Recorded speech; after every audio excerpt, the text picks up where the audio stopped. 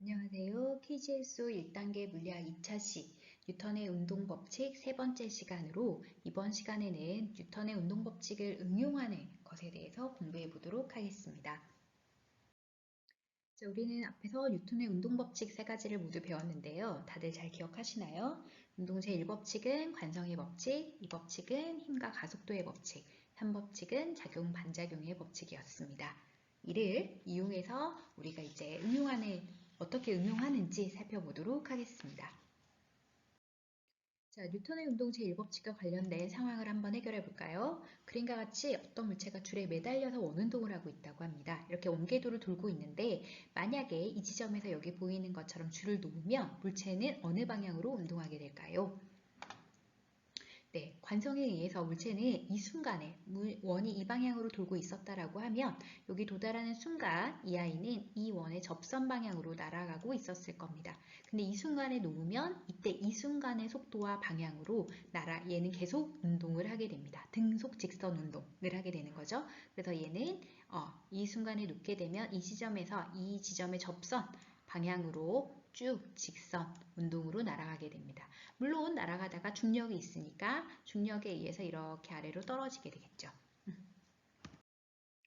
다음은 뉴턴의 운동 제2법칙입니다. 이 법칙은 F는 ma로 쓸 수 있는데 이때 F는 사실 물체에 작용하는 모든 힘의 합력인 알자 힘을 의미합니다. 그래서 이렇게 모든 힘을 더한다라는 기호인 시그마를 써서 나타내기도 합니다. 그 뉴턴의 운동 제2법칙은 그 물체에 작용하는 외부에서 작용하는 힘, 즉 외력에 대한 법칙인데요. 외력은 주변에 있는 다른 물체에 의해서 물체에 작용하는 힘을 말합니다. 따라서 어떤 물체가 자기 스스로에게 작용하는 힘, 스스로의 운동에 자기가 힘을 줘서 영향을 미치는 것은 뉴턴의 운동 제2법칙으로는 설명이 불가능하게 됩니다. 자, 이러한 뉴턴의 제2법칙으로 물체에 작용하는 힘이 0이 되는 경우를 살펴보도록 하겠습니다. 자, 1번 일정한 고도를 유지하면서 북쪽으로 120m/s 일정한 속력으로 날아가는 비행기. 얘는 알짜힘이 얼마일까요? 네, 그렇습니다. 이 물체는 일정한 속력, 즉 등속으로 운동하고 있기 때문에 가속도가 없는 거죠. 그래서 얘는 알짜힘이 0인 처음 속력 그대로 등속 직선 운동을 하면서 날아가고 있다고 보기 때문에 얘는 알짜힘이 0인 상황입니다. 그 다음에 2번 이도의 경사의 언덕을 일정한 속력으로 올라가고 있더라. 일정한 속력으로 올라간다는 말은 네, 등속으로 운동하고 있다는 얘기니까 등속 직선 운동을 하고 있어서 얘도 알짜힘이 제로다라고 생각할 수 있습니다. 그 다음에 3번 평원에서 15m 높이를 유지하면서 시속 20의 일정한 속력으로 원을 그리면서 날고 있는 매. 이건 일정한 속력이 있긴 하지만 원을 그린다고 했죠. 원운동은 어떤 운동인가요? 우리가 자세히 배우진 않았지만 원운동은 속력은 일정하지만 그 움직이는 방향이 매 순간 접선 방향으로 방향이 매 순간 바뀌는 운동이 대표적인 원운동입니다. 원래는 모든 물체는 이렇게 다 직선 운동을 하게 되는 거죠. 자연 상태에서. 근데 힘을 줘서 매 순간 방향을 바꾸는 운동이기 때문에 얘는 매 순간 힘이 작용하고 있다. 방향을 바꾸는 힘이 작용하고 있다라고 해서 이 원을 그리는 운동은 알짜힘이 0인 상황이 아닙니다. 4번은 어떤가요? 5m/s 제곱의 가속도로 일정한 가속도로 앞쪽으로 날아가는 트럭의 뒷공간에 표면 위에 있는 상자를 의미합니다. 약간 복잡한데요. 트럭 위에 놓인 상자는 사실 가만히 놓여 있죠. 따라서 이 순간도 알짜힘이 제로라고 이야기할 수 있습니다. 자, 다음은 뉴턴의 운동 제3법칙에 대해서 알아보도록 하겠습니다. 여기 보이는 그림처럼 지구에 책상이 있고 책상 위에 물체가 놓여져 있습니다. 이때 작용하는 힘들이 이렇게 화살표로 나타냈는데요. 이 각각의 힘들이 어떤 힘을 나타냈는지 찾아보도록 하겠습니다. 자, 우선 F1을 찾아볼까요? F1은 네, 여기 있는 힘이죠. 이 힘입니다. 자, F1은 어떤 힘일까요? 우선 물체에 작용하고 있죠. 물체에 작용점이 있으니까 물체를이라고 이야기할 수 있습니다. 그럼 F1은 누가? 지구가 물체를 당기는 힘이라고 이야기할 수 있겠습니다. 자, 그 다음에 F2 볼까요? F2는 지구에 작용점이 있네요. 그럼 지구를 나타내는 힘이죠. 그러면 뭐가 되죠? 네, 물체가 지구를 잡아당기는 힘이 되겠습니다. F3은 어떤 힘인가요? F3은 물체가 바닥면을, 여기 책상 면이 있죠. 이 면을 누르는 힘이 되겠습니다. 바닥면을 누르니까. 그 다음에 F4는 어떤 힘이죠? 바닥면이 물체를 떠받치는 힘이라고 이야기할 수 있습니다. 자, 이렇게 찾고 보면 지구가 물체를 잡아당기는 힘을 우리는 지구의 중력이라고 이야기하고, 중력의 크기, 지구가 물체를 잡아당기는 힘의 크기는 무게라고 이야기합니다. 다들 이건 이미 알고 계시죠? 그 다음에 이때 중력 외에 우리가 또 다른 힘을 하나 더 이야기해야 되는데, 모든 세상에 존재하는 면들은 물체를 떠받치게 됩니다. 그래서 면이 물체를 떠받치는 힘을 우리는 수직항력이라고 부르게 됩니다. 그래서 바닥면이 물체를 떠받치는 힘 F4는 수직항력이 되겠습니다. 그럼 여기에서 작용반작용과 힘의 평형을 이루는 힘 찾으실 수 있겠죠. 이제 작용반작용은 어떻다 그랬죠? 주어와 목적어가 바뀌는 거. 지구가 물체를 잡아당기는 힘에 대한 반작용은 물체가 지구를 잡아당기는 힘. 이 두 힘은 작용반작용입니다. 그 다음에 물체가 바닥면을 누르는 힘에 대한 반작용은 바닥면이 물체를 떠받치는 힘이 되겠습니다. 그래서 이 각각의 두 힘들을 찾아보면 힘의 크기는 같고 방향은 반대임을 알 수 있습니다. 그러면 힘의 평형을 이루는 힘을 찾아볼까요? 평형은 어떻게 되죠?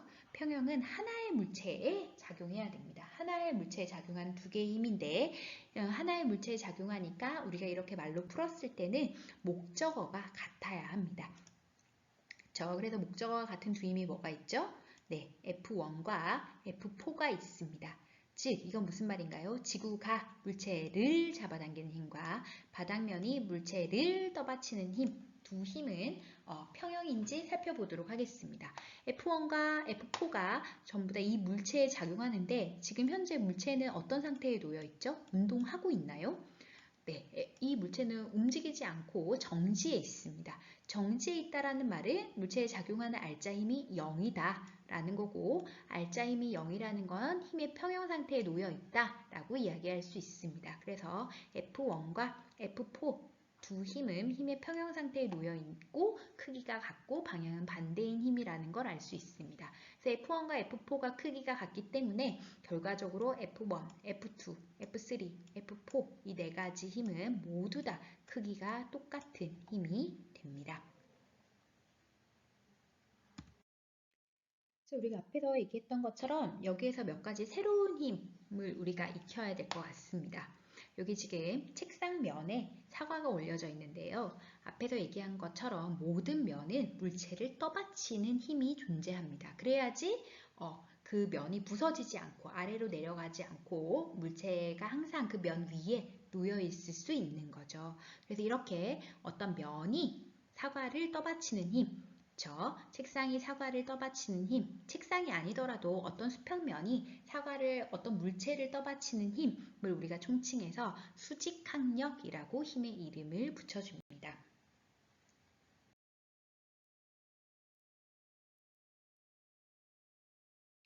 그래서 이러한 수직항력은 어떤 면에 접촉해 있는 물체가 면으로부터 반드시 면과 수직한 방향으로 어떤 힘을 받더라. 그래서 그 힘을 수직항력이라고 부릅니다. 이러한 수직항력은 사실 물체가 자신의 모양을 그대로 유지하려고 하는 분자 사이에 작용하는 힘에 의해서 발생되는 힘입니다. 자, 그러면 사례를 볼까요? 여기서 이 면에 어떤 질량이 m의 물체가 놓여져 있는데 이 물체의 중력의 크기는 mg입니다. 그리고 면이 물체를 떠받드는 힘, 항력의 크기는 n입니다. 지구가 물체를 잡아당기는 힘, 그 힘이 mg, 중력이 되고 이 수평면이 물체를 떠받치는 힘이 수직항력이 되고 보통 수직항력은 이렇게 라지 n으로 나타내게 됩니다. 그런데 이 물체는 지금 움직이나요? 움직이지 않나요? 움직이지 않고 이 상태에 가만히 있는 거죠. 그래서 지구가 물체를, 그 다음에 면이 물체를 그래서 이 두 힘은 크기는 같고 방향은 반대인 힘의 평형 상태에 놓이게 됩니다. 그리고 따라서 수직 항력의 크기는 중력의 물체의 무게인 중력의 크기와 똑같음을 알 수 있게 됩니다. 자, 세로로 놓여 있는 경우도 마찬가지인데요. 어떤 벽에 질량이 m의 물체를 놓고 내가 이 물체를 밀어서 F라는 힘을 줬어요. 내가 이 물체를 밀어서 F라는 힘을 줬는데 이렇게 내가 물체를 벽에 밀게 되면 벽도 물체를 밀게 됩니다. 그래서 이러한 세로로 세워진 수평 벽이 물체를 미는 힘도 수직항력이라고 할 수 있습니다. 그래서 내가 물체를 벽으로 미는 힘과 벽이 물체를 수직으로 미는 힘, 두 힘의 크기도 마찬가지. 이 물체가 이 수평면상을 기준으로는 수평면으로는 어느 방향으로도 운동하지 않기 때문에 수평면상으로 작용하는 두 힘은 서로 힘의 평형 상태에 놓여 있다라고 이야기할 수 있고, 따라서 내가 물체를 벽으로 미는 힘과 벽이 물체를 수직으로 미는 힘의 크기가 똑같다라고 이야기할 수 있게 됩니다. 그리고 우리가 또 다른 하나의 힘을 또 공부하는데요. 예를 들어서 이렇게 이와 같이 실이나 줄의 물체가 달려있는 경우에 이 실이나 줄이 물체를 잡아당기는 힘이 존재하게 됩니다. 이 실이나 줄이 물체를 당기는 힘을 우리는 총칭해서 장력이라고 부르고 보통 라지 T라는 문자를 사용해서 장력을 나타내게 됩니다. 이러한 장력의 성질에 대해서 조금 더 자세히 알아보도록 하겠습니다. 장력은 앞에도 얘기했지만 실이 연결되어 있는 물체를 당기는 힘, 실이 보통 물체를 당기는 힘이라고 이야기하게 됩니다. 이렇게 실이 물체를 당기는 힘은 줄의 질량을 보통 무시하게 됩니다. 실이나 줄의 질량을 우리가 고려하지 않으면 같이 하나의 줄이기만 하면 장력은 그 줄의 어느 부분에서나 똑같고 줄이 짧거나 길어도 장력은 달라지지 않습니다. 그리고 실의 양끝에서 장력의 크기는 똑같지만 방향이 다릅니다. 실의 양끝에서 이쪽에 있는 물체를 여기에 매달린 물체를 오른쪽으로 잡아당기게 되면 이쪽 끝에 있는 실은 여기 끝에 매달린 물체를 왼쪽으로 잡아당기게 되는 것이죠. 그래서 실의 양끝에서 장력의 크기는 같고 방향은 반대입니다. 이 실은 당기는 힘만 줄 수 있지 미는 힘을 줄 수는 없습니다. 실은 물체를 당기기만 한다는 것, 장력의 대표적인 특징이 됩니다.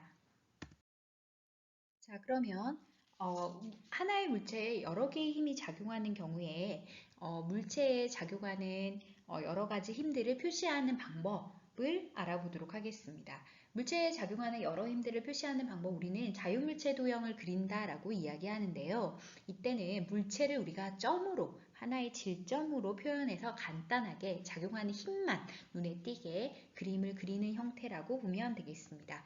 자, 우선 그리는 과정을 물체에 작용하는 모든 힘, 어떤 힘이 있는지를 찾게 됩니다. 그리고 좌표계를 그립니다. 어디를 X축으로 하고 어느 쪽을 플러스로 하고 어디를 기준으로 하고 어디를 Y축으로 할지 그걸 결정을 하고, 그리고 좌표계의 원점을 표시를 하고 물체에 작용하는 힘을 벡터로 나타냅니다. 크기와 방향을 정확하게.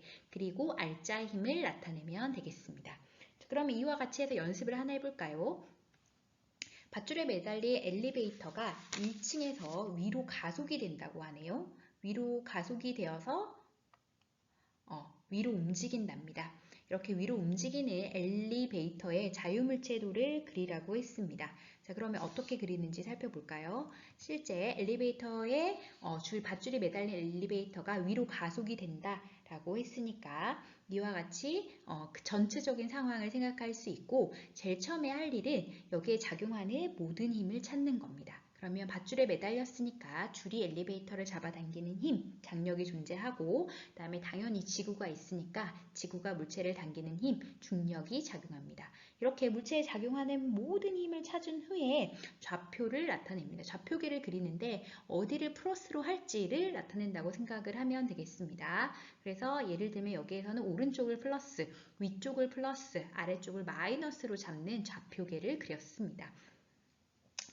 그리고 원점을 설정을 하고 원점에 물체가 있다라고 생각을 하면 되겠습니다. 그럼 이 물체에 작용하는 힘은 위로 작용하는 장력과 아래로 작용하는 중력이 있게 됩니다. 그래서 여기에 이렇게 장력, 아래쪽에 중력을 나타내고 그 크기, 장력의 크기와 중력의 크기를 정량적으로 표시하면 나타나는 알짜 힘을 알게 됩니다. 이와 같이 점과 화살표로 간단하게 나타내는 것을 자유물체도라고 부릅니다. 이걸 그리면 이렇게 엘리베이터에 작용하는 다양한 힘들을 조금 더 간단하고 단순하게 표현할 수 있습니다. 자, 앞에도 얘기한 것처럼 하나의 물체에 여러 가지 힘이 작용하는 경우에 우리가 이제 뉴턴의 법칙을 응용해서 적용하게 되는데요. 그때 우리가 몇 가지 고려해야 되는 것들을 다시 한번 정리해 보도록 하겠습니다. 그래서 앞에서 얘기했던 것처럼 뉴턴의 법칙을 적용할 때 특히 F는 M이 이 제2법칙을 적용할 때 그 F는 물체에 작용하는 외력입니다. 그래서 우리는 외력만 고려하지 물체 내부에 작용하는 힘에 대해서는 관심을 가지지 않습니다. 그리고 물체를 입자로 가정해서 회전한다거나 하는 것은 고려하지 않아도 되겠습니다. 입자이기 때문에 회전이 큰 의미가 없다는 얘기입니다. 만약에 물체가 입자가 아니라 덩어리를 가지게 되면, 즉 부피를 가지게 되면 회전까지도 고려해야 합니다. 그리고 앞에서 장력에서 얘기했던 것처럼 별도의 언급이 없으면 줄이나 실의 질량은 모두 다 고려하지 않습니다. 그래서 실이나 같은 하나의 줄로 연결된 줄이나 실은 그 줄의 어느 지점에서나 장력은 동일하게 작용한다고 보시면 되겠습니다.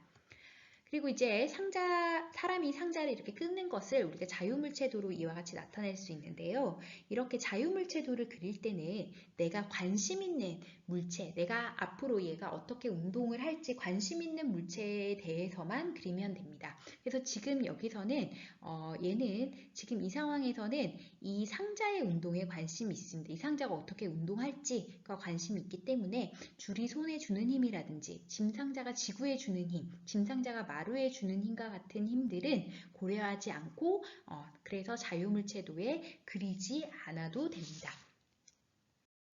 자, 그러면 이렇게 하나의 물체에 여러 가지 힘이 작용해서 뉴턴의 법칙을 적용할 때 우리는 운동방정식을 세운다라고 이야기합니다. 이렇게 운동방정식을 세우는 과정을 한번 보도록 하겠습니다. 우선 주어진 물리적인 상황을 그림이나 자유물체 도표를 통해서 나타내면 좋습니다. 그리고 각 물체에 작용하는 힘을 찾고 좌표계를 설정해서 어느 쪽을 플러스로 할지, 아래쪽을 플러스로 할지, 위쪽을 플러스로 할지를 결정해 주면 되겠습니다. 그리고 자유물체도를 그리고 X축으로 작용하는 힘이면 X축으로 작용하는 힘 별로, Y축으로 작용하는 힘이며 Y축으로 작용하는 힘 별로 뉴턴의 운동 제2법칙을 적용해서 내가 구하고자 하는 값을 얻으면 되겠습니다. 그리고 그렇게 값을 얻은 후에는 그 결과가 우리가 실제 결과가 맞는지 합리적으로 한 번 더 확인을 해보셔야 합니다. 즉 부호가 맞는지, 부호는 방향을 얘기하기 때문에 실질적으로 물체가 움직이는 방향이 이 방향에 맞는지, 단위는 맞는지 체크하는 과정이 필요합니다. 자, 그러면 하나의 물체에 여러 힘이 작용하는 대표적인 경우를 우리가 살펴볼 텐데요. 그 중에서도 특히 하나의 물체에 여기서처럼 여러 물체가 함께 운동해서 가속도가 똑같은 경우에 우리는 몇 가지 힌트를 얻을 수 있습니다. 조금 더 쉽게 생각할 수 있는 방법이 있는데요. 그 방법이 여러 물체가 똑같은 동일한 가속도를 가지는 경우에는 여러 물체를 여기 있는 것처럼 하나의 물체로 생각할 수 있습니다. 그래서 하나의 물체로 생각하면 우리가 이제 조금 더 생각이 편한데 하나의 물체면 그 여러 개가 한꺼번에 움직이는 거니까 그 함께 운동하는 물체들의 질량을 우선 모두 더해줍니다. 그리고 운동하는 물체들에 작용하는 외력만을 모두 고려하면 됩니다. 물체들 사이에 작용하는, 물체들끼리 작용하는 힘은 내력이 되어서 우리가 고려하는 외력에는 포함되지 않습니다. 그리고 그렇게 이제 물체의 질량을 모두 더했으니까 물체를 하나의 물체처럼 생각해서 그 전체 물체가 움직이는 가속도는 물체에 작용하는 외력의 총합 총 F에다가 물체의 질량을 모두 더한 전체 총 질량을 나누어 주면 그 물체의 가속도를 구할 수 있게 됩니다. 자, 그럼 앞에서 이야기한 내용을 어떻게 적용하는지 한 번 더 보도록 하겠습니다. 여기 보이는 것처럼 이렇게 물체가 두 개가 붙어서 또는 실로 연결이 되어서 같이 운동하고 있는 거죠. 얘네는 전부 다 한꺼번에 두 물체가 같이 붙어서 운동하고 있습니다. 이렇게 열차, 기차처럼 이렇게 같이 운동하고 있는 경우에는 어떻게 하라고 그랬죠? 마치 두 물체를 하나의 물체처럼 생각하면 된다라고 했습니다. 그럼 어떻게 하면 될까요? 이 물체는 F라는 힘을 받고 그 힘이 마치 저 두 물체의 질량을 더한 어떤 하나의 질량을 가진 물체에 의해서 운동하는 것처럼 움직이더라. 그래서 저 두 물체는 이와 같은 가속도, 이와 같은 가속도로 두 물체가 동일한 가속도를 가지고 두 물체가 똑같이 움직이게 됩니다. 여기도 마찬가지 상황입니다. 두 물체가 이렇게 연결되어서 같이 움직이는 경우에는 마치 하나의 물체처럼 생각할 수 있습니다. 그래서 이렇게 두 물체가 하나로 붙어 있다고 생각하고 가속도를 구하면 전체 질량을 통해서 가속도를 구하면 물체가 움직이는 가속도를 구할 수 있게 됩니다. 자, 이와 같은 경우에도 마찬가지인데요. 지금 왼쪽에 있는 그림을 살펴보면 B와 A가 모양은 다르지만 이렇게 실로 쭉 연결이 되어 있습니다. 이 말은 B와 A가 이렇게 연결되어 있는 것과 똑같고 여기에 여기 이 화살표에 따르는 힘이 작용하고 있는 경우와 똑같습니다. 그래서 이를 조금 더 단순화시켜서 나타내면 이와 같이 하나로 연결되어 있으니까 두 물체를 질량을 더한 이렇게 두 물체 하나의 물체로 생각할 수 있고 이 방향으로 이 A라는 물체의 중력이 작용하고 있는 거죠. 그래서 작용하는 힘이 MAG, 중력만큼 작용하니까 이 방향으로 MAG라는 어떤 힘이 작용한다라고 생각할 수 있습니다. 그러면 이 물체의 전체 움직이는 가속도는 어떻게 될까요?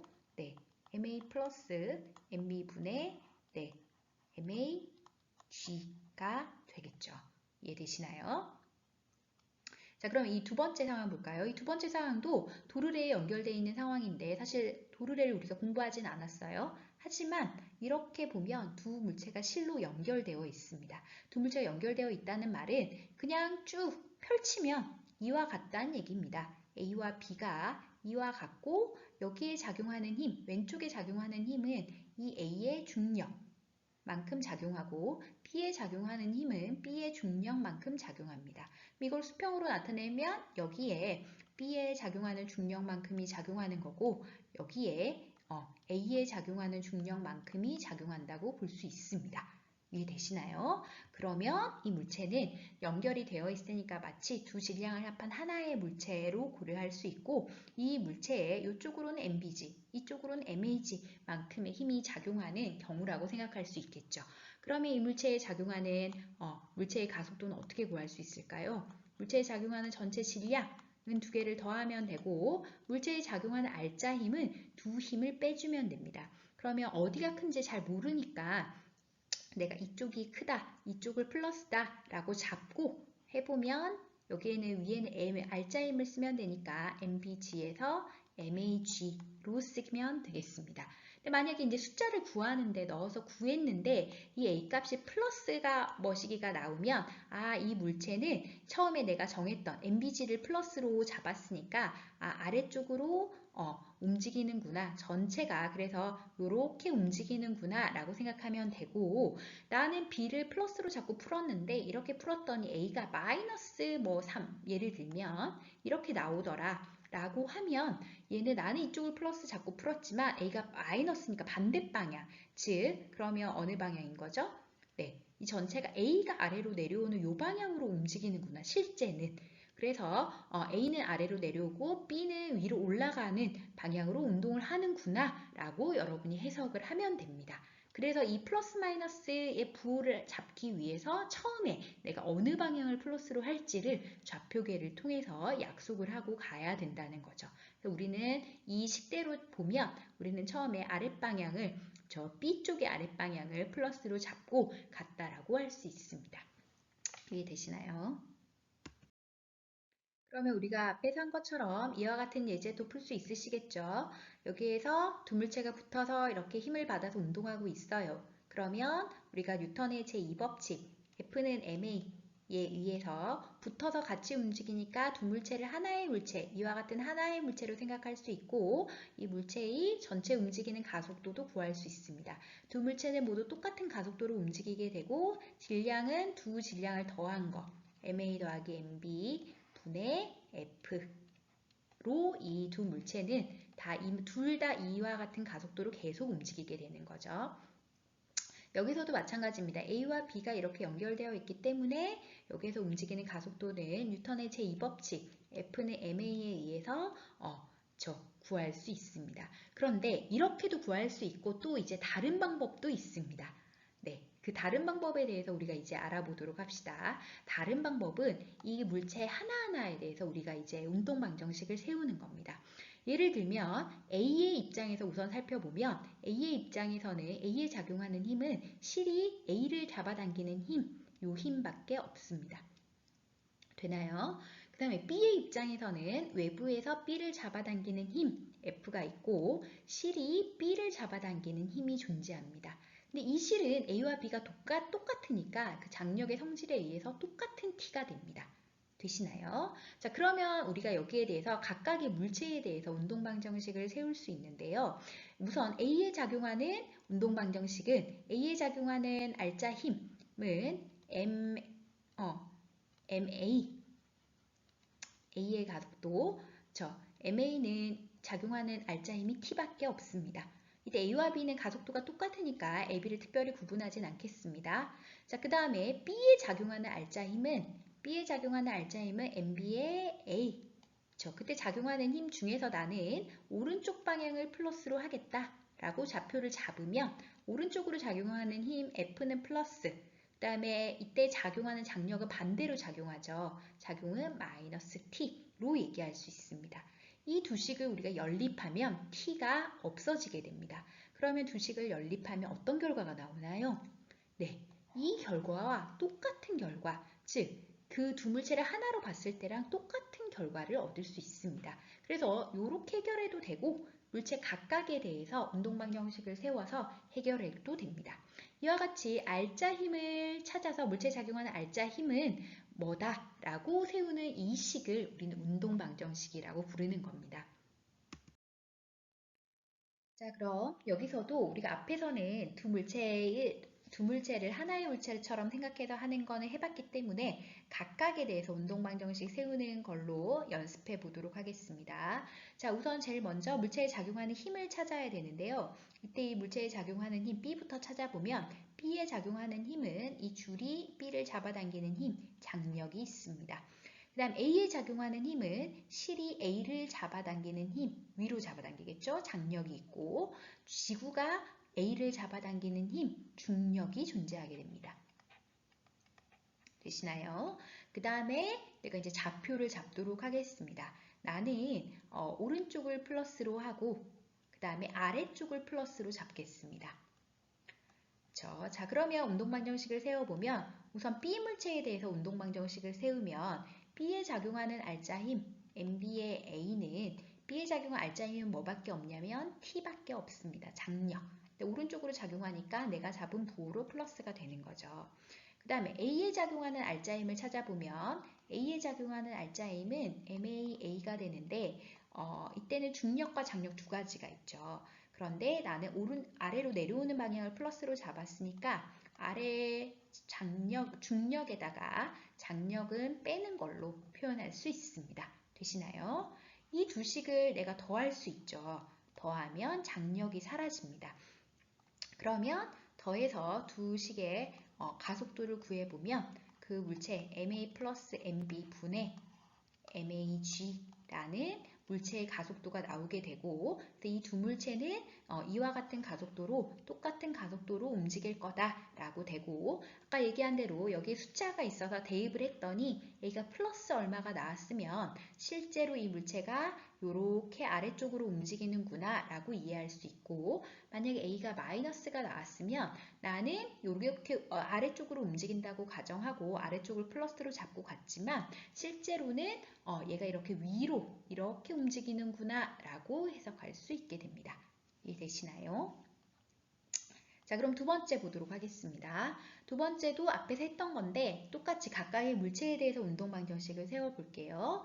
여기에서 우선 물체에 작용하는 힘 찾아봅시다. A에는 당연히 중력이 작용하고 있고 B에도 당연히 중력이 작용하고 있습니다. 그 다음에 실로 이렇게 연결되었으니까 실이 A를 잡아당기는 힘, 장력이 있고 실이 B를 잡아당기는 힘, 장력이 있네요.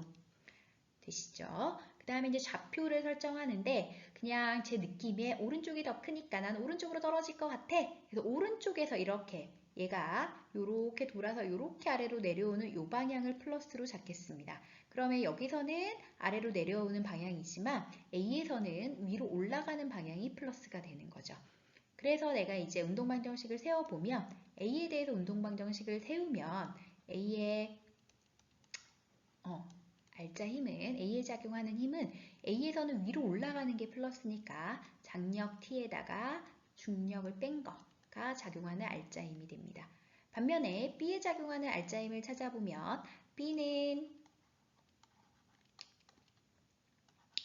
작용하는 알짜 힘은 MB에 G에 T 이와 같이 얘기할 수 있죠. 이 두 식을 연립, 더하기를 해보면 어떻게 되나요? A 플러스 MB의 A는 T가 날아가고 A와 B의 합의 G로 나타낼 수 있게 됩니다. 그래서 결과적으로 잘못했네요. 여기가 B의 마이너스 A 이와 같이 나타낼 수 있게 되고 그렇게 해서 가속도가 구해질 수 있습니다. 가속도를 구하고 나면 이 식을 잘 이용하면 우리가 T값도 구할 수 있고 T를 구할 수 있는 방정식으로도 할 수 있고 그 다음에 뭐 질량을 구할 수도 있고 이런 식으로 내가 이 물체에 운동하는 모든 미지수의 값을 알아낼 수 있게 됩니다. 그래서 운동 방정식은 물체의 운동을 분석하는데 대단히 유용한 방정식이기 때문에 여러분들이 잘 알아두면 좋겠습니다. 퀴즈수 1단계 물리학 2차 시가 3개의 차시로 구성되어 있고 내용이 다 조금씩 많은 차시여서 다들 공부하느라 힘드셨을 겁니다. 여기까지 공부하느라 고생 많으셨습니다.